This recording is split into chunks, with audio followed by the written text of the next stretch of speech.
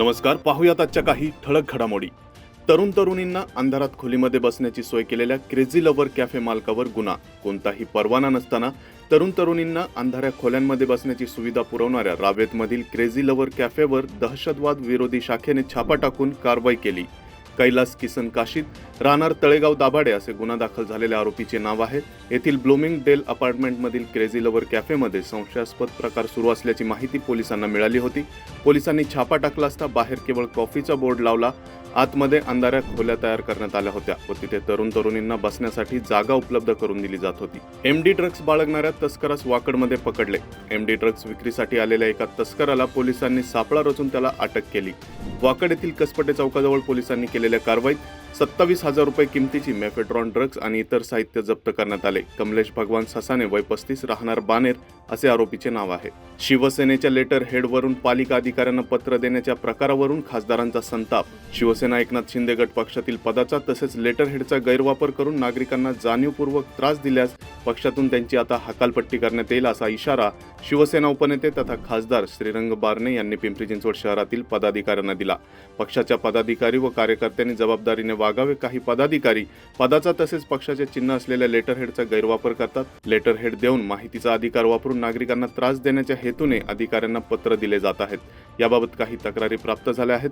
त्यामुळे कार्यकर्त्यांनी पदाचा गैरवापर करू नये. शिवसेनेचा कोणताही पदाधिकारी व कार्यकर्ता नागरिकांना त्रास देत असेल तर त्यांनी आपल्याला संपर्क साधावा असे बारणे यांनी म्हटलं आहे. महागाईमुळे चहा महागला. टपरीवर झाला आता 20 रुपये. पेट्रोल, डिझेल, भाजीपाल्यासह सर्व वस्तूंचे भाव वाढल्याने सर्वसामान्यांना तरतरी आणणारा साधा चहा देखील आता टपरीवर 20 रुपयात मिळू लागलाय. चहाचे हेच दर आता उपाहारगृहात 40 रुपये तर मोठ्या हॉटेलमध्ये 60 ते 70 रुपये असे झाले आहेत. काही उपाहारगृहांनी परवडत नाही म्हणून चहा देणेच बंद केले आहे.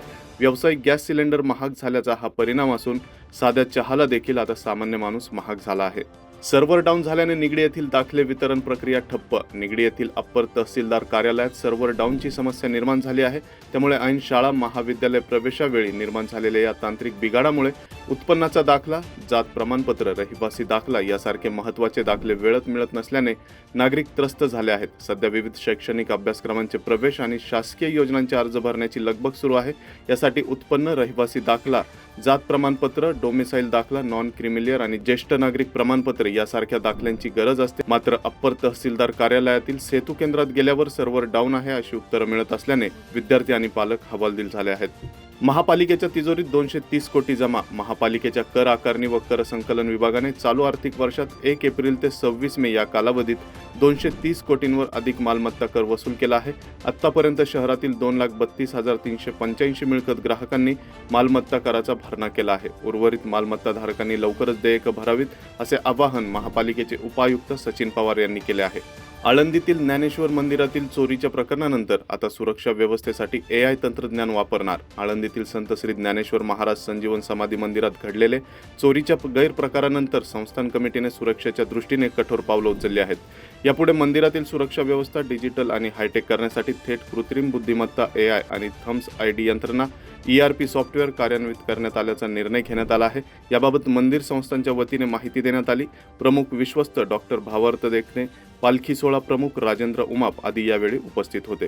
तर या होत्या आजच्या काही ठळक घडामोडी. आणखीन घडामोडी जाणून घेण्यासाठी पाहत रहा पिंपरी चिंचवड न्यूज. सोबतच आमच्या फेसबुक आणि इंस्टाग्राम चॅनलला फॉलो करायला विसरू नका. तसेच YouTube चॅनलला सबस्क्राईब करायला विसरू नका.